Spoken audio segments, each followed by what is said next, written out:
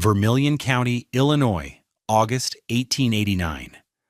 The prairie grass was baked to the color of old straw, and the sun hammered down from a sky of pale, merciless blue. On a quarter section of land 2 miles south of Hoopeston, a man was digging a hole. Not a well, not a root cellar, but a vast, rectangular pit, 16 feet by 20. The man was Emilien Dauphin, late of the Massif Central of France, and his neighbors thought he was mad. They'd stopped their wagons on the dusty track that passed for a road. Silas Green, who'd lost 2 fingers to frostbite farming this same unforgiving land, spat a stream of tobacco juice. "What in God's name is that Frenchman doing? He means to live in a ditch?" His companion, Jedediah Potts, leaned on a shovel and shook his head. "Heard tell he's building his cabin in the ground. Says it's warmer." Jedediah laughed, a dry, rattling sound. "Warmer till the spring thaw turns his floor to mud soup. Foolishness." The hole grew deeper. 4 feet down, the dark loam gave way to dense, damp clay. Emilien, a man of medium height with the thick shoulders and forearms of a stonemason, worked with a quiet, rhythmic economy of motion. He did not look up at the wagons. He did not acknowledge the whispers. He just dug. By September, the foundation was laid and the log walls began to rise from the lip of the pit. It was then that Sterling McHarg, the county building inspector, made his first official visit. McHarg was a tall, stern man who believed in plumb lines, proven angles, and the accumulated wisdom of men who built on top of the prairie, not inside it. He stood at the edge of the excavation, his boots inches from the drop, and stared down at the half-buried structure. "Mr. Dauphin," he said, his voice carrying the weight of authority, "I've signed off on 100 cabins in this county. Not one of them started in a hole. You're inviting rot, damp, and frost heave. The ground is your enemy, not your friend." Emilien paused, wiping sweat from his brow with the back of a calloused hand. "In my country, the ground is an anchor," he said, his English precise, but heavily accented. He then turned back to his work, fitting a saddle notch with a single, decisive blow of his mallet.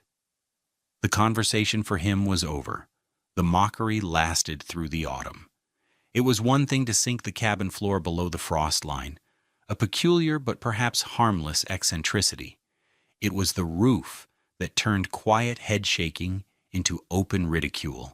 He wasn't using shingles, or shakes, or even sod. He was using rock. Thick, heavy slabs of dark gray basalt he'd had freighted in by rail at ruinous expense from quarries out west. They lay in a great, somber pile, looking more like the makings of a fortress wall than a roof. The support rafters he installed were immense, nearly twice the thickness of any others in the county, spaced close together like the ribs of a buried giant. What did this French Laws roofer from the Massif Central understand about thermal mass that the most experienced builders on the Illinois prairie had missed? This channel is dedicated to the lost wisdom of frontier innovators. The stories we tell are about quiet genius, hard-won survival, and the profound physics hidden in plain sight. If you believe that knowledge earned through experience is the most valuable kind, I invite you to subscribe and join our community. I promise that by the end of this story, you will understand the difference between insulation and thermal capacitance, and you will never look at a simple stone the same way again. Tell us in the comments, what's the most unconventional building trick you've ever seen that actually worked? Emilien Dauphin was not a carpenter. He was not a farmer, and he was certainly not a frontiersman in the American sense. He was a lozeur. His people had been roofing the stone farmhouses of the Auvergne region for 500 years, not with flimsy wood or porous tile, but with lauzes, great, flat, heavy slabs of basalt or schist split from the mountainside. His hands didn't know the grain of pine.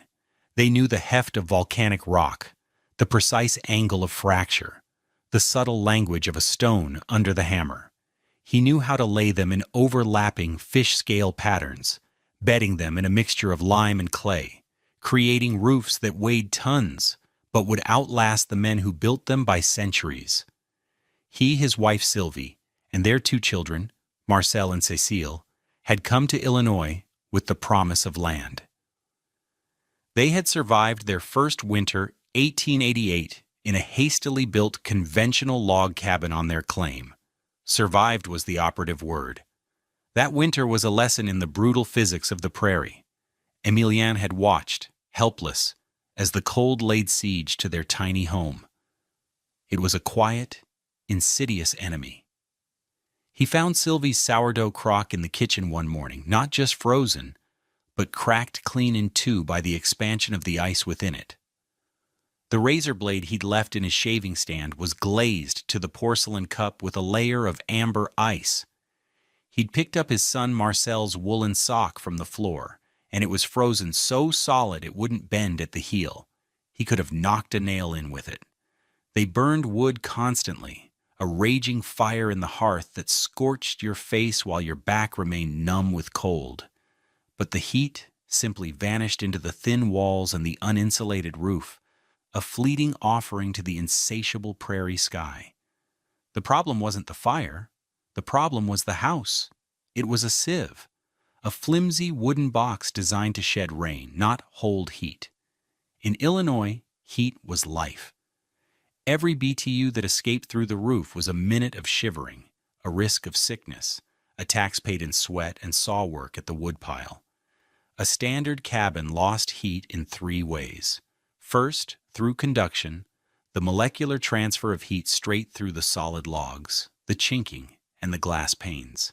Second, through convection, the warm air, being lighter, would rise to the ceiling, pool there, and then leak out through 1,000 tiny gaps in the roof boards, while cold, dense air infiltrated through the floorboards to replace it, creating constant, soul-sapping drafts.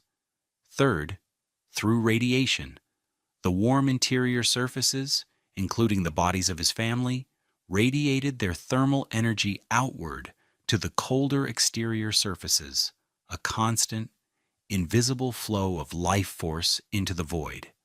Their neighbors, the Caldwells, had it worse. Hiram Caldwell had a persistent, hacking cough all winter, and his wife Eleanor confided in Sylvie that they often slept in their coats, huddled together with their children in a single bed for shared warmth. They burned nearly twice the wood the Dauphins did, yet their cabin was colder. Their chinking was failing, and on windy nights you could see the candle flame flicker from drafts coming straight through the walls. The conventional wisdom of the prairie was to build fast, build light, and burn more wood. Emilien knew this was a fool's bargain, a race to exhaustion against an opponent, the cold, that never tired. He had watched his family suffer, and he had sworn never again. He would not build another flimsy box. He would build a cave. He would build a mountain. The construction continued into the shortening days of October. First, the log walls rose from the 4-foot pit to a height of 4 feet above grade, creating an 8-foot interior wall, half earth, half wood. Then came the rafters, timbers that looked absurdly over-engineered, each one a small tree in itself, hewn flat on 2 sides. McHarg returned for a framing inspection, bringing with him the owner of the lumber yard, a man named Patterson. McHarg walked the perimeter, kicking at the foundation logs. He pointed a long, accusatory finger at the rafters. "Dauphin, these are sized for a railroad trestle? What earthly reason could you have for this?" Emilien was on the scaffolding, preparing the roof deck. "For the weight?" he said simply. "The weight of what? Shingles?" Patterson chuckled. "The weight of the stone," Emilien replied, not looking down. McHarg's face hardened. He had heard the rumors, but seeing the preparations made them real. He turned to Patterson, speaking loudly enough for everyone present, including Sylvie, who was bringing water, to hear clearly. He's serious. He's going to put that pile of rock up there. He gestured to the basalt slabs. I did the calculation. He's planning a roof with a dead load of nearly 240 pounds per square foot, 240. He let the number hang in the air. For context, a standard shingle roof was about 15 pounds per square foot. At the first April thaw, McHarg declared, his voice rising with professional certainty, when the snow melts and that 5 feet of clay bedding gets saturated, that load will double. It will pancake these rafters, I guarantee it. It will drop a ton of slab right on this family's oatmeal. He looked directly at Sylvie. Ma'am, for the safety of your children, you must convince him to abandon this madness. Sylvie simply looked at her husband, high on the roof line, and then back at the inspector. He knows stone, she said quietly. Her trust was absolute. Emilienne ignored them. He began the painstaking process of laying the lauses. It was a craft of immense skill. He started at the eaves, laying the largest slabs first, each one weighing over 100 pounds. He bedded them in a thick, sticky mortar of lime, and the clay he dug from his own foundation. Each subsequent course overlapped the one below by 2/3, creating a triple-layered shield of stone. The slabs were not uniform, they were shaped by hand, fitted together like a titanic jigsaw puzzle. He worked for weeks, his hammer and chisel ringing in the crisp autumn air. The roof grew, a creeping expanse of dark, mottled gray. It had no sharp, geometric lines. It was organic, ancient, its surface undulating slightly. It looked less like a roof and more like a natural feature of the landscape, a low, stony hill that had somehow grown over a log cabin. When he was finished, the roof was 5 feet thick at the ridge, a solid, monolithic cap of rock and earth. The principle Emilien Dauphin was employing was one the prairie builders had completely missed. They were obsessed with insulation, the process of slowing heat transfer. Their methods, chinking, sod roofs, banking walls with dirt, were all attempts to trap a pocket of air and keep it from moving. But insulation alone is a losing battle against a constant, extreme cold. It's like trying to hold water in a leaky bucket. Eventually, the heat gets out. Emilien's approach was different. He wasn't just trying to slow the loss of heat, he was trying to store it. He was building a thermal battery. The physics are straightforward. The concept is called thermal mass, or heat capacitance. Different materials absorb and release heat at different rates. Air, for example, has very low thermal mass. It heats up quickly and cools down just as fast. Water has high thermal mass. It takes a lot of energy to heat it, but it holds that heat for a long time. Stone, particularly dense basalt like the lauses, has exceptionally high thermal mass. The basalt he was using had a density of 165 pounds per cubic foot and a specific heat of 0.21 BTUs per pound per degree Fahrenheit. A simple calculation reveals the staggering power of his design. For every linear foot of his 20-foot-long cabin, his 5-foot-thick roof contained over 21,000 BTUs of stored thermal energy for every single degree of temperature difference. It was a massive heat sponge. During the day, the heat from the small, efficient wood stove inside wouldn't just warm the air. It would soak slowly into that immense stone roof. It would take hours, but tons of basalt would gradually warm up. When the fire was banked for the night, the process would reverse. As the cabin air began to cool, the roof would begin to radiate its stored energy back down into the living space. It was a slow, gentle, and continuous release of heat, lasting not for minutes, but for days. The card specified it could release heat downward for over 40 hours after the fire went out. But that was only half of the system. The other half was the ground itself. By sinking his cabin 4 feet into the earth, Emilienne was engaging in what modern builders call ground coupling. Below the frost line, the temperature of the Illinois earth remains remarkably stable, a constant 52 to 55 degrees Fahrenheit year-round. For a conventional cabin sitting on top of the frozen ground, the floor is a major source of heat loss. But for the Dauphin cabin, the earth was not a source of cold. It was a source of warmth. The 52-degree clay beneath his floorboards was constantly pulling the cabin's temperature up towards 52 degrees. The prairie winter could rage at 30 below zero outside, but the cabin floor was perpetually anchored to a source of moderate, unceasing warmth. His home was cradled by the earth and capped by a mountain. It existed in its own microclimate, protected from the violent temperature swings of the world above. January of 1890 brought the Illinois polar outbreak. It was not a storm, but a siege. For 11 straight days, the temperature never rose above zero, and for most of that time it hovered at a soul-destroying 34 degrees below. The wind was a physical force, a relentless razor scouring the flat prairie, shaving the snow off the roads to a polished sheen of ice. Then came the ice storm, a full day of freezing rain that coated every tree branch, every fence wire, every roof in a solid inch of clear, heavy ice. The world became a brittle, glittering, and lethal place. For the settlers in their conventional cabins, it was a time of misery and fear. The Caldwells ran out of firewood on the 7th day. Hiram had to venture out into the wind that burned his lungs to cut more, his axe ringing dully against wood frozen as hard as iron. Inside their home, a thick frost grew on the interior walls, tracing the gaps in the chinking. They sealed the windows with blankets, living in a dim, smoky twilight, constantly feeding a ravenous fire that gave little comfort. The children were sick, their coughs echoing in the frigid air. At the Dauphin home, life continued with an almost surreal normalcy. The little cabin hunkered down in its pit, its massive stone roof a low mound under the snow and ice, was an island of calm. The wind howled over it, unable to gain purchase on its low profile. Inside, a small, steady fire in the cast-iron stove was enough. The air was still.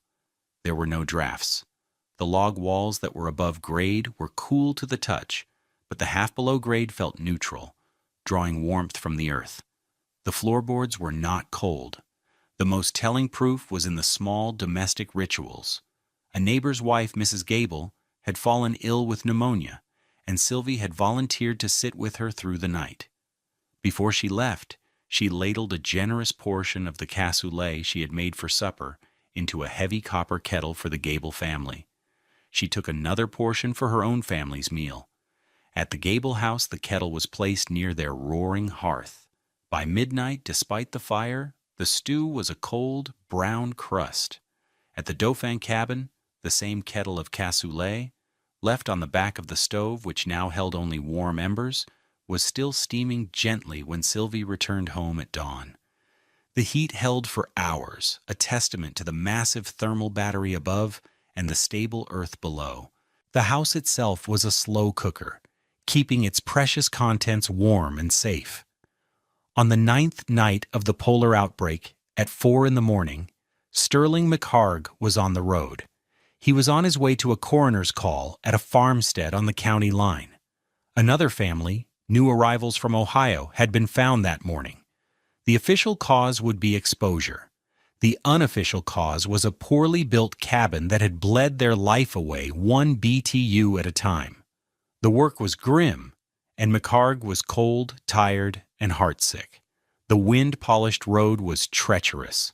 As his horse-drawn rig rounded a bend near the Dauphin section, there was a sharp crack and a lurch. The horse stumbled. A shoe had been thrown. Cursing into the frozen air, McHarg pulled over. The temperature was 36 below zero. The wind was a physical blow. He knew he had only minutes before his hands would be too numb to work. He unhitched the horse, leading it to the lee side of a low, snow-covered mound by the road. It was Dauphin's place. The south-facing foundation wall, the 4 feet of log that rose above the ground, offered a slight break from the wind. He tethered the horse and knelt to work, lighting his oil lantern and placing it on the ground. He fumbled with the cold iron of the new shoe and the nails. his gloved fingers clumsy and stiff. He had to take one glove off. The pain was immediate, a deep, burning ache. In the flickering yellow light of the lantern, he glanced at the log wall he was sheltering against.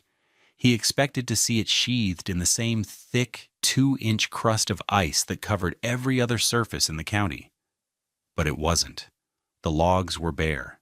They were dry. There was no frost, no ice, not even a sheen of moisture. He stared, uncomprehending. He reached out with his bare, aching hand and laid his palm flat against the logs. His mind was braced for the biting, searing cold of a frozen surface.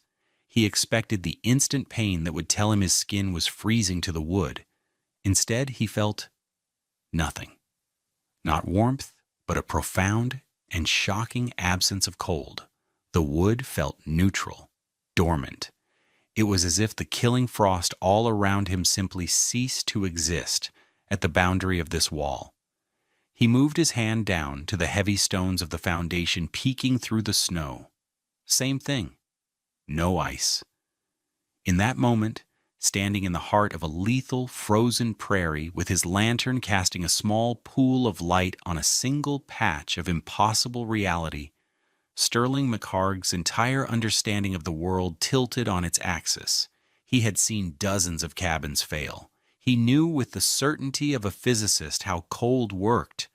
Cold was relentless. It invaded everything. It covered every surface.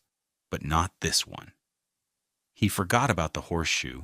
He stood up and walked the perimeter of the low structure. The massive stone roof was a smooth, white dome under the snow, indistinguishable from a natural drift. A single thin plume of smoke rose from the stone chimney, not whipping away in the wind, but rising straight up for a few feet before dispersing, a sign of the still pocket of air the house created around itself. He saw a faint, warm glow from the single window. He thought of the family inside. He thought of his own words, a ton of slab on this family's oatmeal. He had never been more wrong in his life, and he had never been more grateful for it. You didn't build a cabin, Dauphin. The thought struck him with the force of a revelation. You built an ark. The conversion of Sterling McHarg was total and immediate. When the polar outbreak finally broke, he became Emilien Dauphin's most vocal advocate. He brought people to the strange, half-buried house. He made them place their hands on the walls. He explained with the zeal of a convert the principles he was only just beginning to fully grasp himself. The story reached Circuit Judge Elias Thorne, a pragmatic man who had seen too many probate cases for families who hadn't made it through their first winter. He visited the Dauphin homestead with McHarg. He listened to Emilien's quiet explanations. He felt the profound stillness and warmth inside the cabin. He was a man of law and precedent, not of engineering, but he understood results. In May of 1890, Judge Thorne had Sterling McHarg draw up a formal specification for the Dauphin method of construction. He wrote the Laws and Sunken Floor Specification into a Vermilion County Court memorandum on homestead improvements, recommending it as a best practice for new settlers. By the following autumn, 3 other county courts in central Illinois had copied the memorandum. The knowledge didn't spread through whispers. It spread through official channels, carrying the weight of the law. The French stonemason's strange idea became prairie wisdom. Families began building their own versions, sinking their floors 2 or 3 feet, and while few could afford to freight in basalt, they adapted the principle, using the thickest flagstone they could quarry locally, or even layering sod and clay to a thickness of several feet. They were heavier, uglier, and more labor-intensive than conventional cabins, but they worked. Fuel consumption dropped by half. Winter sicknesses became less common. The prairie, while still harsh, became survivable. The principles that Emilien Dauphin deployed in 1889 are now cornerstones of modern sustainable architecture. His sunken floor is now called an earth-sheltered or earth-berm design, using the planet's stable temperature to moderate a home's climate. His massive stone roof is a perfect example of a thermal mass system, a key component in passive solar and energy-efficient building. He was a century ahead of his time, applying ancient knowledge to solve a modern problem armed with nothing more than stone, clay, and a deep understanding of the physics of heat. There is a lesson in the soil and stone of that Illinois prairie. It is a lesson about the nature of wisdom. The established experts, the men of experience like Sterling McHarg, saw the world through the lens of their own hard-won knowledge. Their knowledge was valid, but it was incomplete. They knew how to build a box to keep out the rain. They did not know how to build a vessel to hold the warmth of a human life. Émilien Dauphin brought a different kind of knowledge, one born of a different landscape, a different set of challenges. He had learned from his ancestors how to work with the immense, slow, powerful forces of the earth, not against them. He didn't roof his cabin. He set a slate mountain on it and let the ground cradle the other side. Thank you for joining us on this journey into the past. If you found this story of ingenuity and survival valuable, please consider liking this video and subscribing to our channel for more tales of forgotten wisdom. We'd love to hear your thoughts in the comments. What modern problem do you think could be solved by looking at an ancient way of doing things? Disclaimer, this video presents historically inspired reconstructions for educational and storytelling purposes. The characters, names, and specific events depicted are fictional, but the building techniques and scientific principles are based on real historical practices. Anyone considering modern application of these techniques should consult with qualified professionals and adhere to all current building codes, safety guidelines, and local regulations. This content does not constitute professional, technical, or legal advice.